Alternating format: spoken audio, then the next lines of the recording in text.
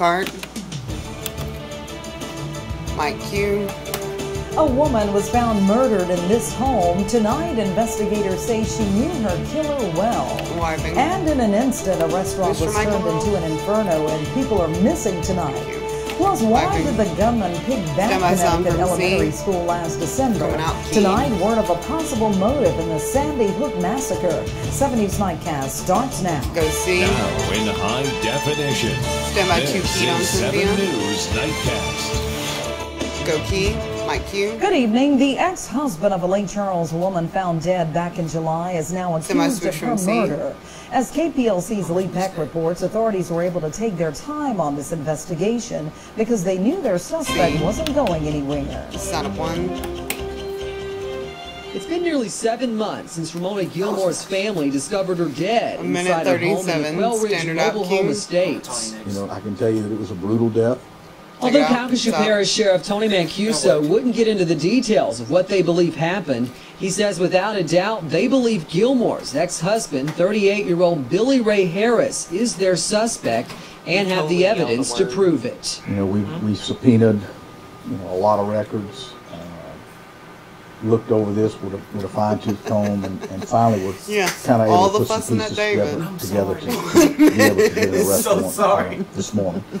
And they didn't have to go far to make the arrest. Harris has been incarcerated at the Calcasieu Correctional Center on drug charges since July 28th, a day before Gilmore's body was found. Just don't worry According about to investigators, Harris had been staying with Gilmore for about 3 weeks prior to her murder. Mancuso says the couple was divorced and had problems in the past. I know we had been called before, not necessarily to that trailer park in that time span, but yes, he and her had domestic issues in the past.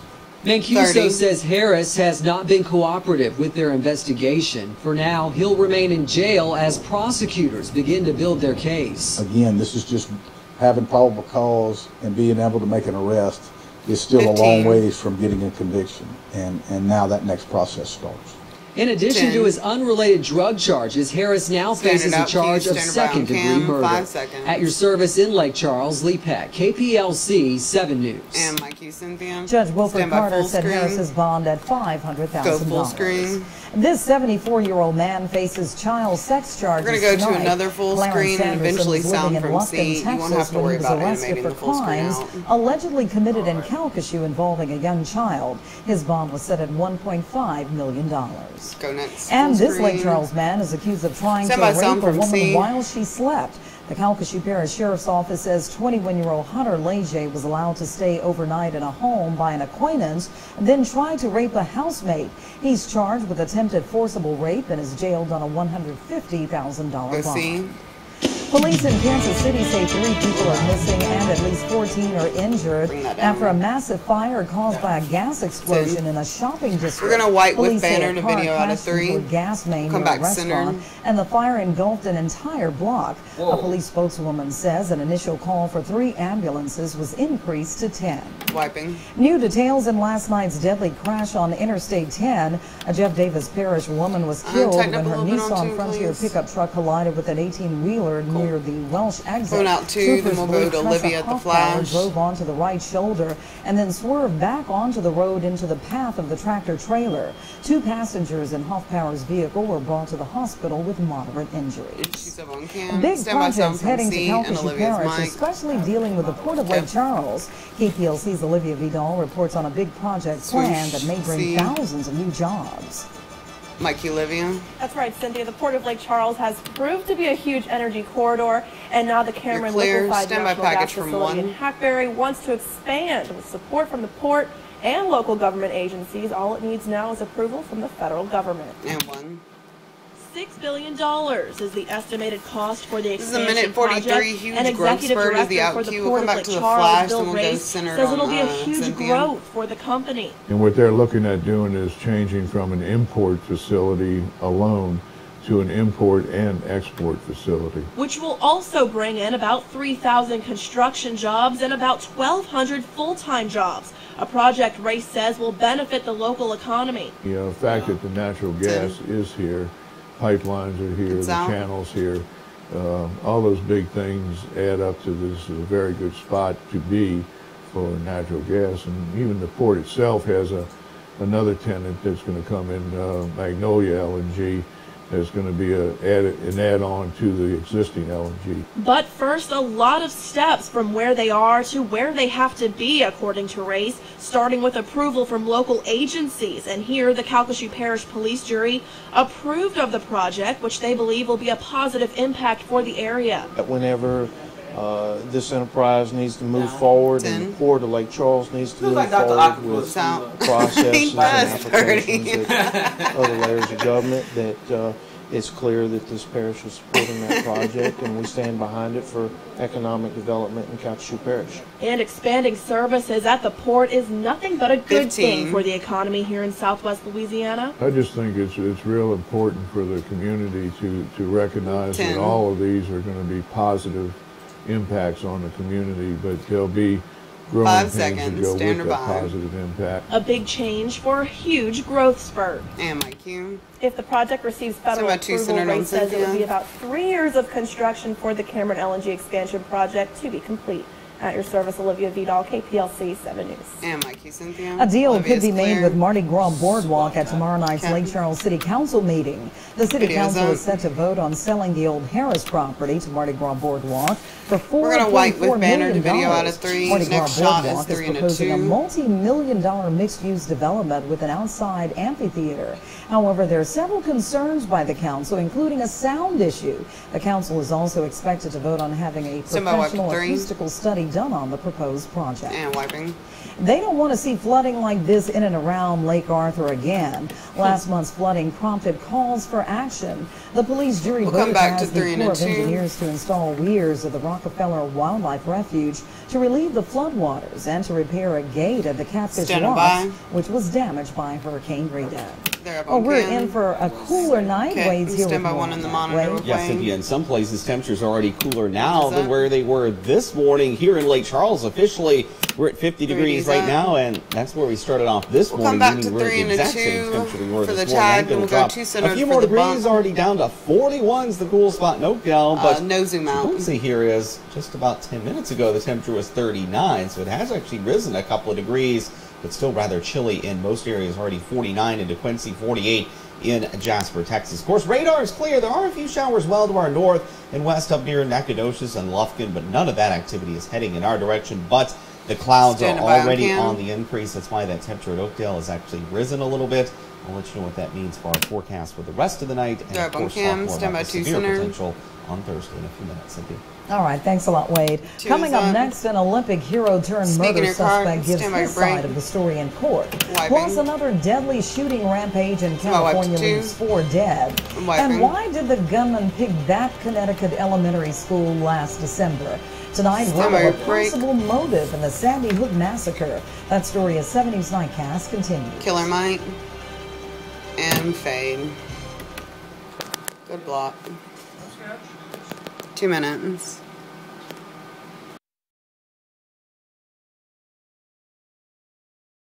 Alright, we'll come out with sound from C, video from 1. You're going to animate the banner.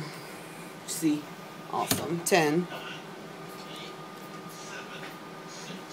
5, 4, 3, 2, 1. Go C. Mike Q. A shooting rampage in Southern California left 4 people dead, including the gunman. Law enforcement officials say a 20-year-old student killed 3 people and left several others wounded in less than an hour over a 25-mile stretch of Orange County before killing himself. Police say the first victim was slain at a ranch where the shooter lived. Another was forced from his car at a red light, marched to a curb, and killed in front of at least half a dozen witnesses. Wow, wiping. We're learning more tonight about the circumstances surrounding the shooting rampage at Sandy Hook Elementary that killed 20 students and 6 adults at the school, including a possible link to the deadly attack on young victims in Norway. And 3.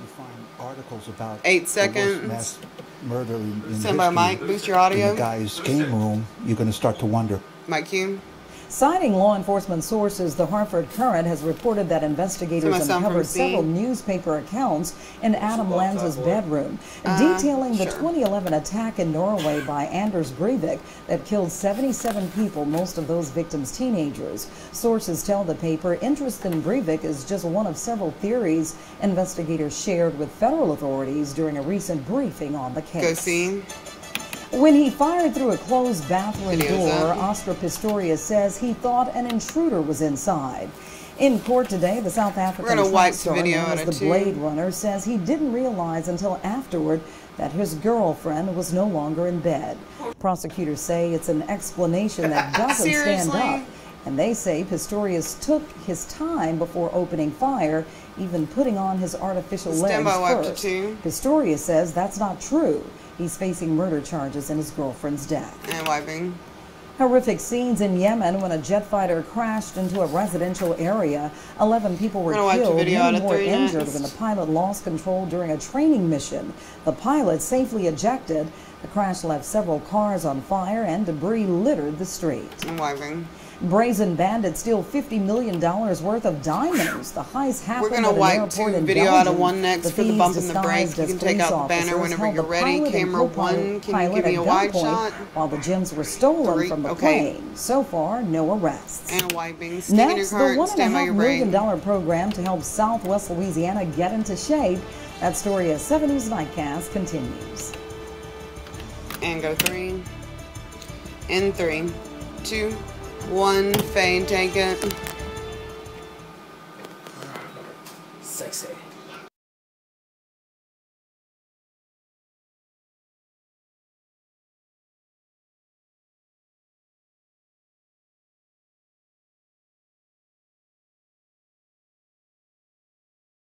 Ten. Send my son from C. 5, 4. 1. Sorry. Oh, God.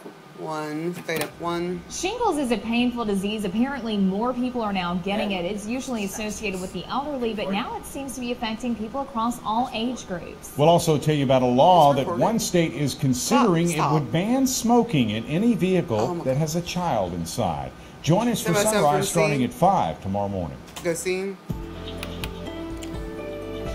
My cue. It's time to shape up Southwest Louisiana. That's the goal of the Dare to Be Healthy program, providing $1.5 million in grants to combat obesity here over the next 3 years. KPLC's Brittany Glazer takes you inside one of the pilot projects to see how a group of Westlake ladies has already dropped 85 pounds in 1 month. We're just going to do our simple little thing. Minute 58 standard out. We're going to come back key for the tag. We'll have a banner and then go to 3 and a 2 for the bump. Sisters. A lot of times we complicate diet and exercise and then we fail and it doesn't work. So I just came up with a simple curriculum. Sharmita Rito is spearheading this 12-week program working on mind, body, and soul conditioning. We need to have a balance in our whole life instead of just working on one thing and then going to the other, just being a whole woman. The KISS Project is open to ladies needing to drop 20 or more pounds and willing to put in the work of working out, weighing in, measuring up, and journaling. Relax, let's do it again. Hope Ortelli took the challenge with 12 other Westlake ladies. A lot of times I would become discouraged with losing weight. I know that I wanted to be healthier, but for some reason there was a roadblock. Part of the requirement to be enrolled in the KISS Project requires a commitment to get moving at least 6 days a week. 3 of those days are in a group setting, offering support, encouragement, and inspiration for all of the ladies involved. We all have little nicknames, so mine is Finisher, because I want to actually start and finish this project. As the KISS Project moves into other communities, target participants are African American women at higher risk for diabetes, high blood pressure, and dangerous weight problems. I don't want to follow down that same road, so now is my time to get on the right path. It's a path that hasn't been without bumps along the way, but Rito says working through that is what will spread over to success long after the 12-week program ends. They have really been working hard, and I can see some struggles there, 10 seconds. but even through the struggles, they're continuing to press forward. At your service with HealthCast, Brittany Glazer, KPLC-7 News. And Mikey Cynthia. The 13 Westlake ladies have lost 85 pounds in the first month. Next, the KISS project moves to Lake Charles, then to Iowa. To learn how you can register for the free project, email Sharmita at lifefitfree@gmail.com. Wade Hampton joins us now with our weather, and it's a little bit chilly out there tonight. Stand by your break. It definitely is. Certainly cooler than where we were last night at this time, but we had a beautiful sunset, though. Look at this picture sent in by our weather watcher, Teresa Lyons, in Lake Arthur. Little sugar cane there in the front of the picture, the foreground, but the background certainly beautiful with the setting sun. And mentioning our weather watchers, here's the temperatures. 50 for Teresa in Lake Arthur. Cool spot, Jim Lomas in Topsy. 43, but I got to look through possible severe weather Thursday coming up after this. Kill his mic and fade.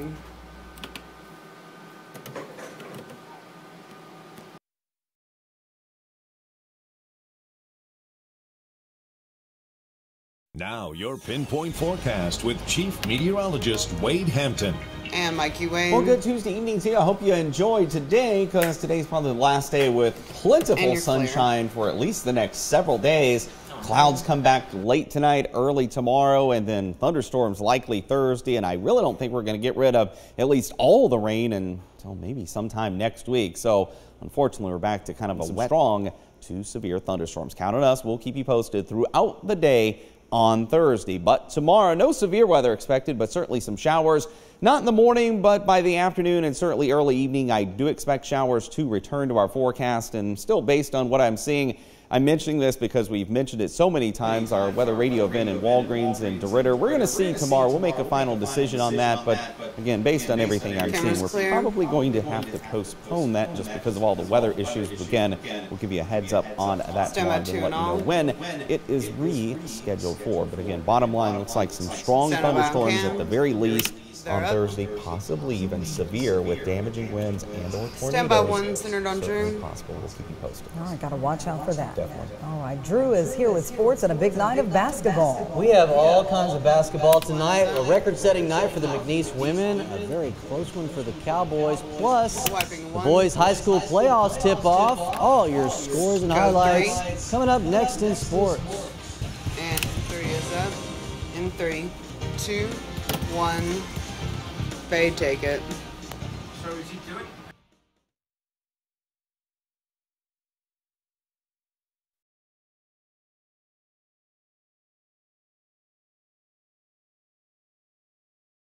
$15,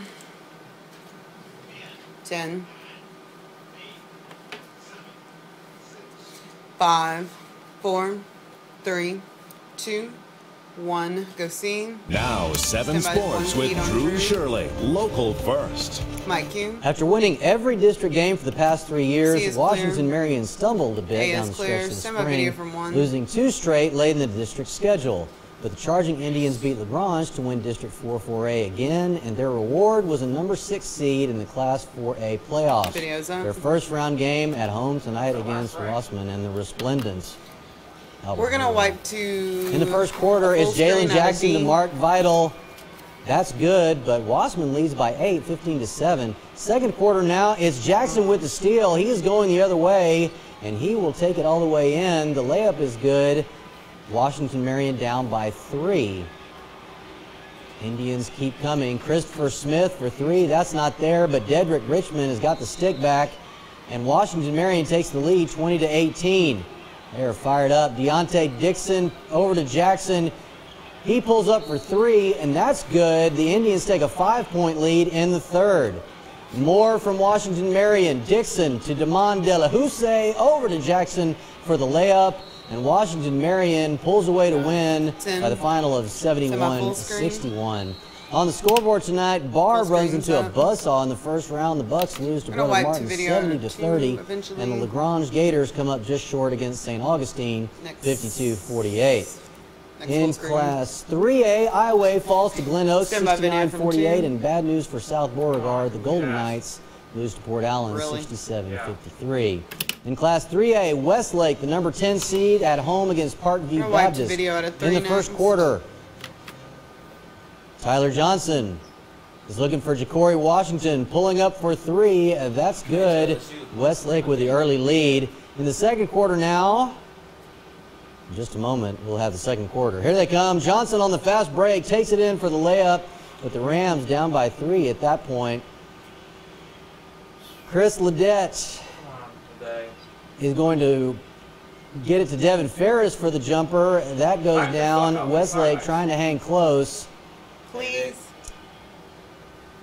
And then Jansen Caesar gets blocked, but Ferris is there to clean it up. Rams down 3 at that point, but a tough end to Westlake's season tonight. Rams lose to Parkview 50-39. Back to the scoreboard. Pickering gets a 20-point win over West St. Mary, 72-52. And then also in Class 2A, Rosepine squeaks by Manny, 56-55. DeQuincy, a disappointing end to their season. The Tigers fall to Lakeview, 97-71. And in Class 1A, Kinder, no match for number 1 ranked Isidore Newman, 67-35. Elton, the number 10 seed in 1A, gets upset at home by Opelousas Catholic, 79-47. And Hamilton Christian, also on the wrong end tonight. Plain Dealing beats them, 59-35. Oberlin is a loser to Arcadia, 67-36. And in Class B, though, Fairview is victorious by 40 over Hosanna Christian, 88-48. Lacassine stays with the winning tradition, and they beat Episcopal 72-21. But Bell City is a 7-point loser to Summerfield tonight, 52-45. And in Class C, Reeves is victorious by 10 over Gibbsland Coleman, 59-49. All the scores on KPLC-TV.com. There is nothing Pam LaFosse likes more than being on television. Please. Okay, maybe not. McNeese Cowgirls honoring cancer survivors tonight against Southeastern. And Jalen Johnson takes it herself. That's good. McNeese leads 59-44 in the second half. Then it's Ashlyn Baggett to Cecilia Okoye. Cowgirls lead by 13. And then Ashlyn is going to take it herself, gets inside, off the glass for the bucket. She had 14. McNeese out to a 21-point lead. And then it's the Baggett connection again. Allison for 3. She had 13. Caitlin Baggett had 24 points and became the all-time assist leader at McNeese, and the Cowgirls win by 8, 75-67. Once the ladies were done, the men got to run against Southeastern. Dante Cannon with the drive, pull-up jumper. We'll come back to 2 and 2 for the bump. You can do a slow zoom out on 2. And then from Washington Marion, it's Jasharik Guidry stepping out and pulling up for 3. It's good. McNeese leads 7-2. Then it's Guidry again. We're used to this. Goes inside, bulls his way to the hoop for 2. Cowboys up by 5. Show 'em around. And then some defense from McNeese. Kevin Hardy with the steal. He is going the other way. And look out! Slam dunk. McNeese is on to win 65-58. All kinds of basketball tonight. That is a lot of basketball. Next, Wade is back with your wake-up forecast. Stay with us. Okay, take it. We're way over.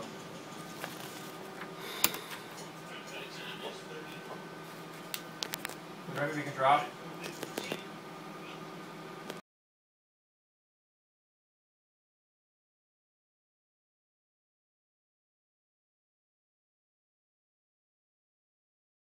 Ten. 5, 4, 3, 2, 1. Go see. Stand by 2. Mike Hughes. Clouds in the morning, then severe weather possible on Thursday. All right, have a good night. And Faye, take it.